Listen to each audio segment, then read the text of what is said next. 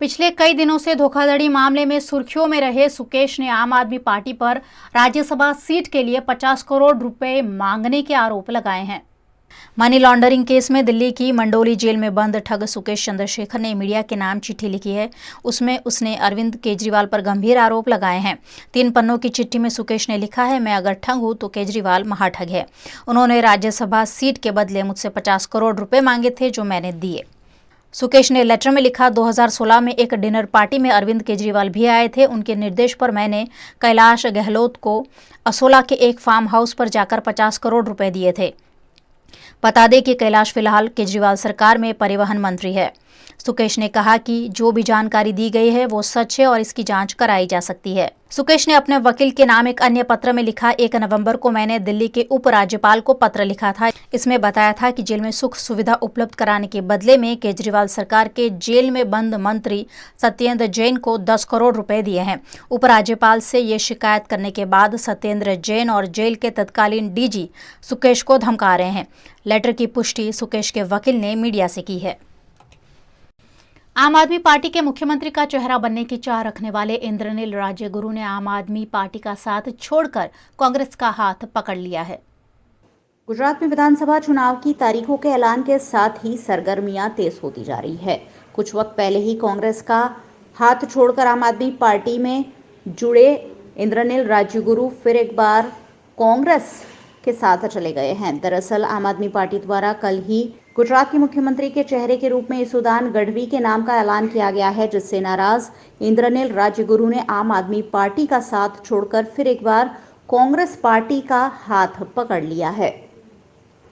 गुजरात के लिए, गुजरात के लोगों के लिए बड़ा ऐतिहासिक दिन है, गर्व का दिन है कि आज गुजरात के इतिहास में सबसे पहली बार जनता को पूछ के फैसला लिया गया।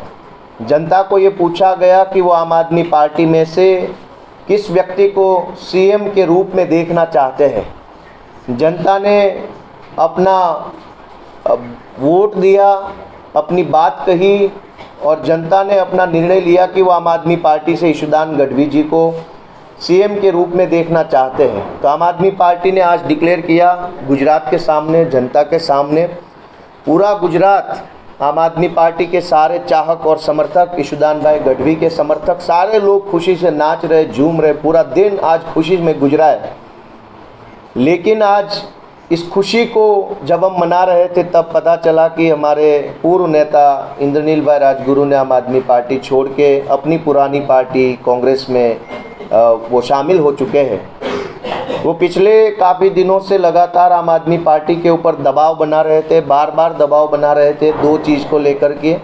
एक था कि उनको सीएम पद का कैंडिडेट डिक्लेयर किया जाए, दूसरा था कि 15 से ज़्यादा टिकट उनको दी जाए। और ये दोनों मांग को लेकर के वो बार बार आम आदमी पार्टी के ऊपर दबाव बना रहे थे, बार बार इस चीज़ को वो प्रेशराइज कर रहे थे पार्टी के अंदर। पार्टी ने कहा कि इस तरीके से नहीं हो सकता है। आम आदमी पार्टी जनता की पार्टी है, आम लोगों की पार्टी है, आम लोगों की राय लेके ही सारा काम किया जाता है।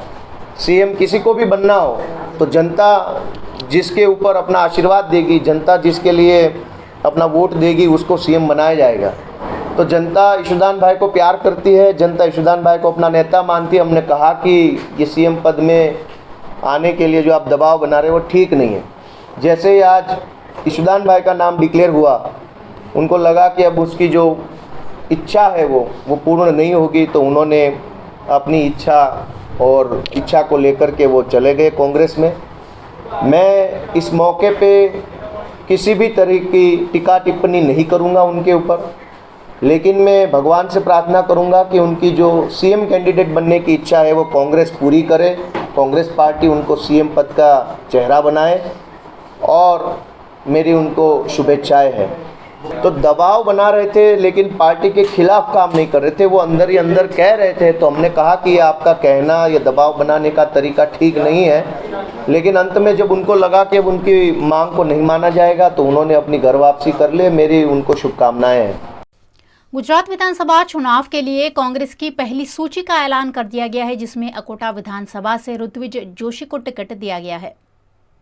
गुजरात विधानसभा चुनाव की तारीखों का ऐलान कर दिया गया है, जिसके साथ ही चुनावी गतिविधियां तेज हो गई है। कांग्रेस पार्टी द्वारा बीती रात 43 उम्मीदवारों का ऐलान कर दिया गया है। वडोदरा में अकोटा विधानसभा की सीट से कांग्रेस अध्यक्ष ऋत्विज जोशी को टिकट मिला है।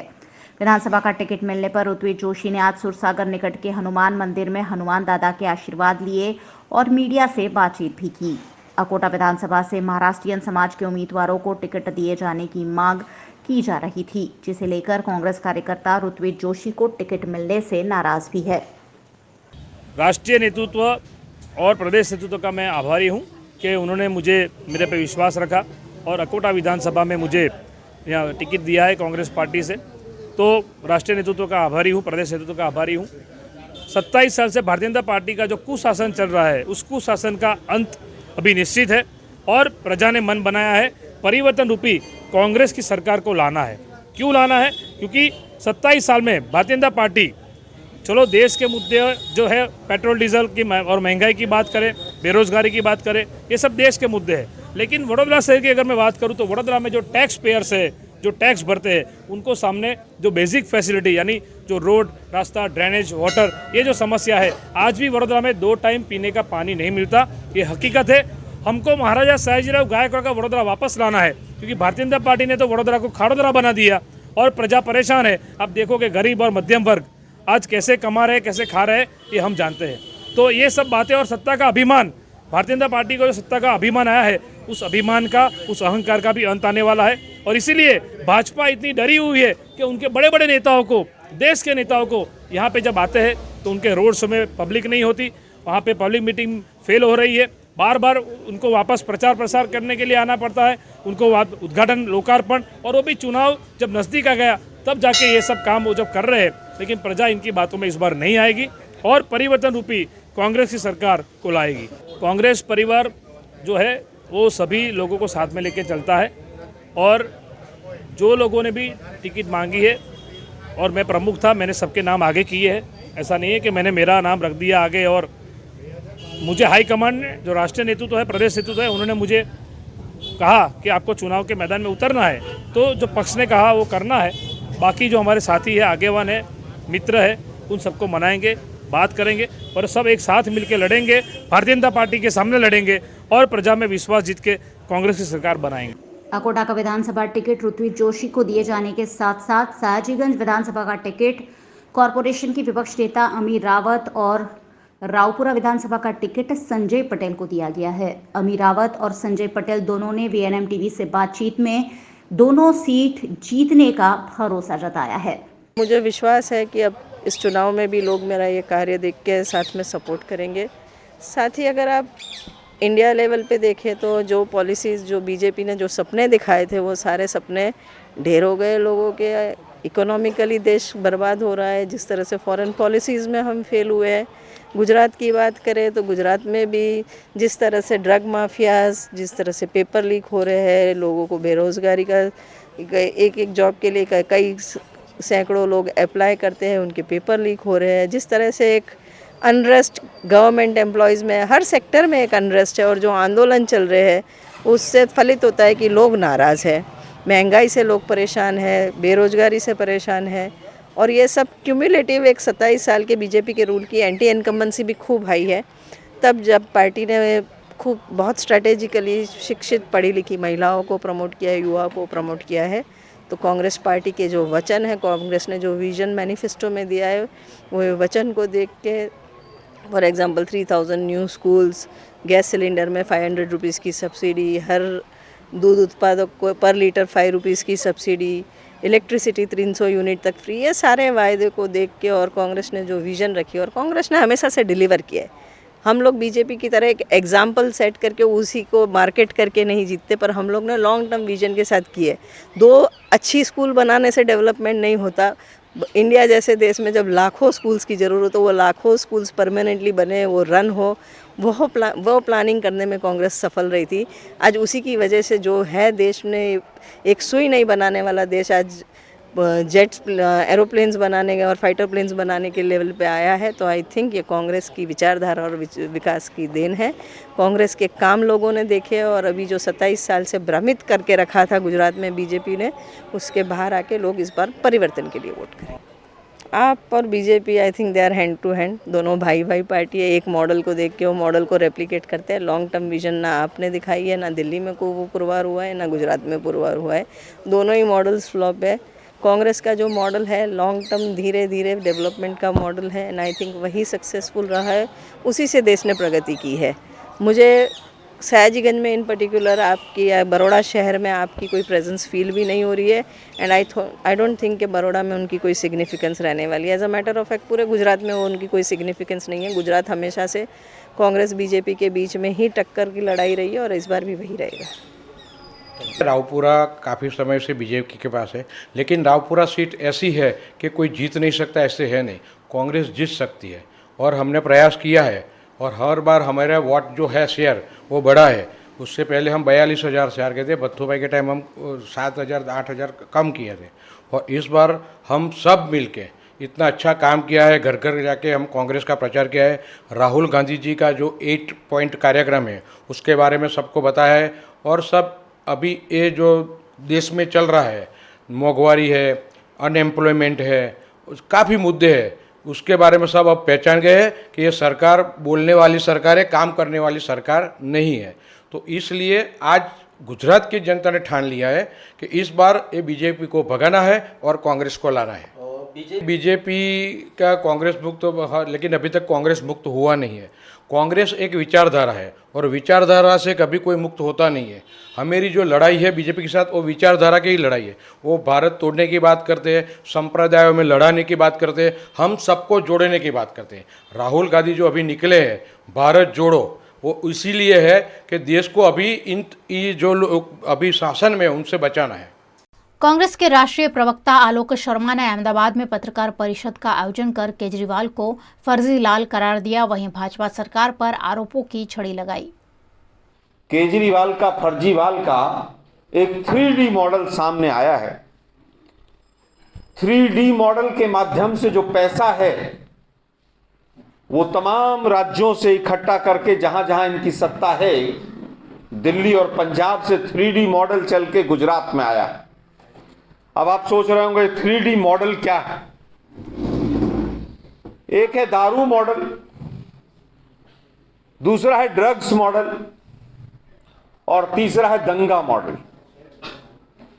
दिल्ली से दारू मॉडल आया है कि दारू का पैसा बापू और सरदार पटेल की भूमि पर पहुंचाया जा रहा है। दूसरा डी है दंगा मॉडल। पंजाब में जिस तरह से इनकी सरकार आने के बाद वहां पर दंगों की पूरी तरह से एक लाइन लग गई है, जिस तरह से लगातार मर्डर हो रहे हैं वहां पर।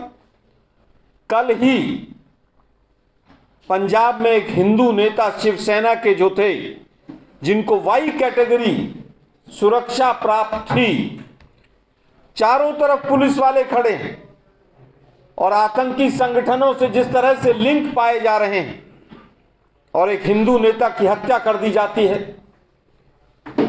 लगभग 50 से ज्यादा हत्याएं हुई हैं। वहां पर 3 या 4 बार दंगे भड़काने का काम शुरू हुआ है। जिस तरह से पटियाला में आप लोगों ने देखा, दंगे जो हैं वहां पर चरम पर हैं और अभी एनसीआरबी की कल रिपोर्ट आई, 10,000 से ज्यादा ड्रग्स के मामले अकेले पंजाब में पकड़े गए। ये 3D मॉडल फर्जीवाल महोदय गुजरात में लाना चाहते हैं। गुजरात की जनता इनसे सचेत रहे। महाभ्रष्टाचारी लोग हैं। जिस तरह से आज एक और दूसरे ठग ने, सुकेश चंद्रशेखर ने आरोप लगाए हैं कि 50 करोड़ रुपया उसने इनको दिए। तमाम आरोप की लिस्ट आ रही है। स्कूल बनाए, कमरे बनाए, उसमें घोटाला। लेबर बोर्ड को जो कोरोना में 10-10 हजार रुपए दिए, 2 लाख फर्जी अकाउंट निकले। 20 करोड़ रुपए का हवाला पिछले दिनों गुजरात में हुआ है। उससे पहले भी एक कांड हुआ कि दिल्ली की दारू का पैसा विजय नायर यहां पर बांटता हुआ और डिस्ट्रीब्यूट करता हुआ देखा गया। ये विजय नायर कौन है? ये विजय नायर आरोपी नंबर 5 है, जो दारू कांड दिल्ली में हुआ, जिसमें हजारों करोड़ रुपए की रिश्वत ली गई, जिसमें हजारों करोड़ रुपए के गबन है। मनीष सिसोदिया उसमें आरोपी नंबर 1 है एफआईआर में। विजय नायर आरोपी नंबर 5 हैं, जो अमेरिका गए और वापस आए, जो अभी जेल के अंदर है। नए नाम, नए खुलासे रोज हो रहे हैं। ये अशोक गर्ग कौन है, जिन्होंने 8 करोड़ रुपया दिल्ली से गुजरात में भेजा?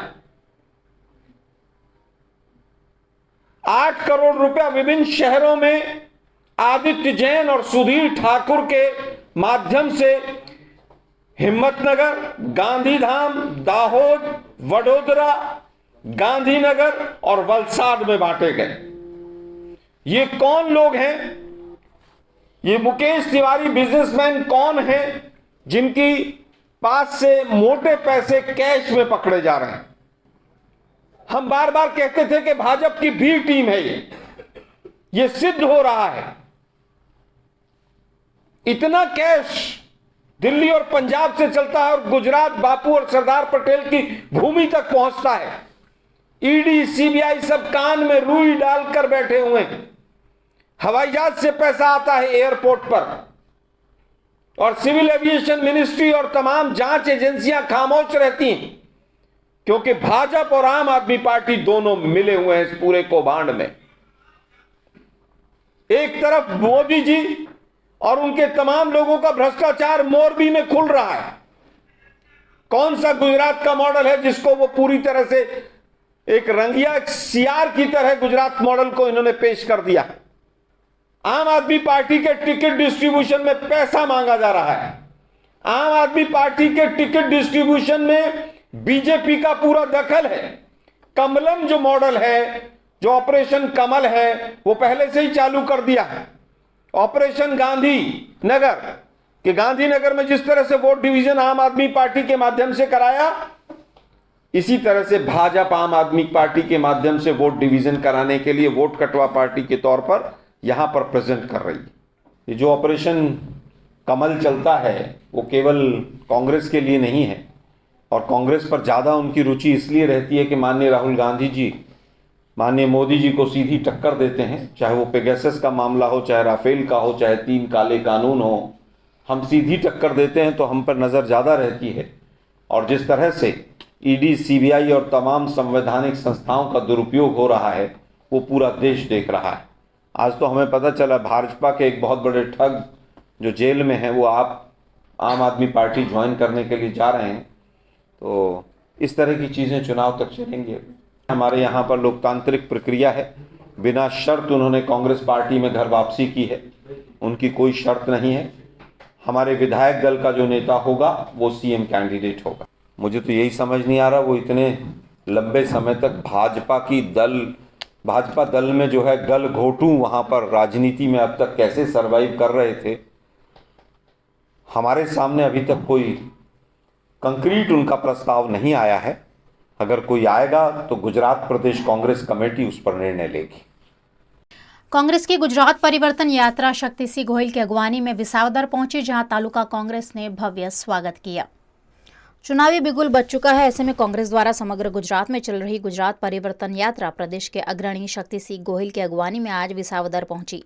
शक्ति सिंह गोहिल ने सरदार चौक में लौह पुरुष सरदार पटेल की प्रतिमा पर श्रद्धांजलि अर्पित की और विसावदर तहसील कांग्रेस के अध्यक्ष, विसावदर विधानसभा के संभावित उम्मीदवार करसन बड़ोदरिया, भैसान तहसील के अध्यक्ष त्रापसिया नितिन राणपरिया, जूनागढ़ विधायक भिखाभाई जोशी, नाथाभाई मेहता, कीर्ति कामदार, जिला अध्यक्ष भरत अमीपरा, विसावदर तहसील पंचायत के सदस्य समेत कांग्रेस अग्रणी और कार्यकरों ने यात्रा का भव्य स्वागत किया। विधानसभा में 5 चुनावी टिकट के दावेदार हैं। उनमें से जिसे भी टिकट मिलेगा उसको जिताने के लिए एड़ी चोटी का जोर लगाने की उन्होंने बात कही। शक्ति सिंह गोहिल ने भारतीय जनता पार्टी पर प्रहार किए। उन्होंने विसावदर बैठक पर कांग्रेस की जीत का दावा किया। पक्ष तरफ हमारी जनसंपर्क परिवर्तन संकल्प यात्रा आज विसावदर खाते पहुंची है। लोगों खूब प्रेम आशीर्वाद और समर्थन आप्યું સૌનો ખૂબ હૃદયપૂર્વક આભાર માનું છું। લોકો ભારતીય જનતા પાર્ટીના શાસનથી ત્રસ્ત છે ત્યારે અમે એક સકારાત્મક એજન્ડા સાથે લોક સેવા અને ગુજરાતના સાચા પ્રશ્નોને ઉકેલવાના એજન્ડા સાથે નીકળ્યા છે। પૂર્ણ વિશ્વાસ છે કે ગુજરાતના લોકોના આશીર્વાદ અને મતોથી સરકાર બનશે એ સેવાની સાધના કરશે। ગુજરાત સંકલ્પ પરિવર્તન યાત્રા જે નીકળી છે કોંગ્રેસની વાત લઈને એમાંથી આજે શક્તિસિંહ ગોહિલ સોમનાથથી જે યાત્રા લઈને નીકળ્યા છે એમનું વિસાવદરમાં આજે આગમન હતું અને એ યાત્રા વિશે લોકોની આગેવાનોની મિટિંગ બોલાવી અને પબ્લિક મિટિંગ કરી અને માહિતગાર કર્યા માન્ય શ્રી શક્તિસિંહભાઈ ગોહિલ। વિસાવદરમાં જે ટિકિટ જાહેર થઈ છે તો કેનું નામ જાહેર થાય એવી શક્યતા કરી? તો પાર્ટીમાં અમે 5 દાવેદાર છીએ। હજી પાર્ટીએ કોઈ નિર્ણય લીધેલ નથી પણ જે કોઈ નિર્ણય લેશે એમને તમામ 5 દાવેદારોને જેમનો નિર્ણય લેશે એમની સાથે લેશે। તો એ 100% કોંગ્રેસ જ આવશે અને આ વખતે જે લીડથી ચૂંટાણા હતા કોંગ્રેસના ધારાસભ્ય એથી 5000ની લીડ વધારે આવશે તો ઓછી